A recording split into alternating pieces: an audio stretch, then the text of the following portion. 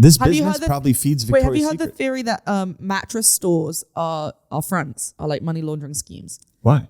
Because think how often you buy a mattress. Right. Like once every 10 years, maybe. Sure.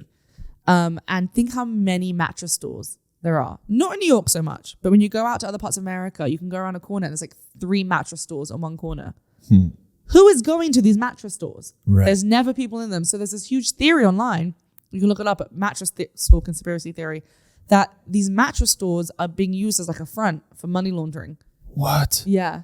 You know, there's kind of logic behind that, right? There is. Because as someone who understands commercial real estate, I can answer this question. Yeah. It is insanely difficult to keep a lease. Yes. You hope to get locked in at 20 years or so Yeah. to be able to do shit like that. Yeah.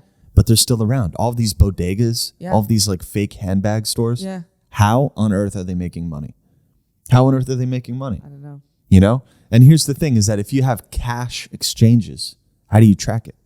Right? If I have, say, $8,000 of cash business, I have to claim it and I get taxed on it. But where did it come from? Right? There's no trail. Whereas if you use a card, I know exactly where the money's going to. Right? So if you are in a handbag store and you're dealing shit on the street and you take cash only, how much extra cash can you put into that business to hide it and just say, well, I just sold this number of handbags, right? I don't know. Something to think about, right? Because how on earth do they stay afloat? This reminds me of, there used to be a bookstore in my neighborhood that was kind of like a neighborhood spot everyone would go to. It was very famous. And they shut down one day and people were writing all this stuff, like leaving notes on the walls, being like, shame on New York for raising the rent too much. Like, how dare this place get shut down? We're so heartbroken. This was like a staple of our community, blah, blah, blah. And then the owners of the building put a sign up one day that was like, hi, everyone. We're sorry this bookstore shut down. The truth is the book company hadn't paid their rent for the last year when we've been leasing them this thing. They hadn't been paying their rent. They lied to us in their agreement. And this is why the store shut down. And everyone got real quiet all of a sudden and was like taking down their notices Happens about all it. the time. Yeah. You know how few people were paying rent during the pandemic?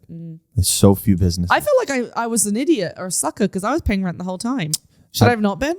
I paid rent because I had a 2-bedroom for $1,600. Good. It was amazing. But, Yeah. you know, at the time, and I found it through my own like real estate stuff, but You had a big space too. It was big. it was massive. Yeah. It's nice. But it was in a basement, but like not really. No, it was 'cause you more had a ground windows. floor It was unit. Ground floor, you had windows. It was very bright and very clean, and I like constructed, I made it better. I renovated it kind of myself. So I had to go for personal reasons or whatever. But, looking back on that, I paid rent because the family that survived with kids Off your rent. off of my Yeah. rent. And so, when we all became unemployed and shit, you're getting a check. And I was like, look, I'm going to Pay rent. Yeah. I'm going to help you out. You know what I'm saying? Like, It's good of you. I'm here 24 hours a day almost. So this is the one thing that I really invest in. Yeah. I'm okay allocating money to this, making sure you're good. Yeah. And so I did that for them. I paid because they rent need because it. I'm scared and I don't mind. Yeah, that's about it. I You paid could have rent. gotten away with it so bad. No, We both I've could've. been in my building for a long time and I don't want them to give them a reason not to re-sign me. So I'd rather just stay on good terms and pay my rent. I kind of regret it though. I wish I just went down to Florida and like some shack and just rode out the pandemic. Really? Well, I almost had a job. I almost had a job for $250,000. Well, you really fucked up then. Why didn't you? I know. It was my 4th interview and it was over like 6 months.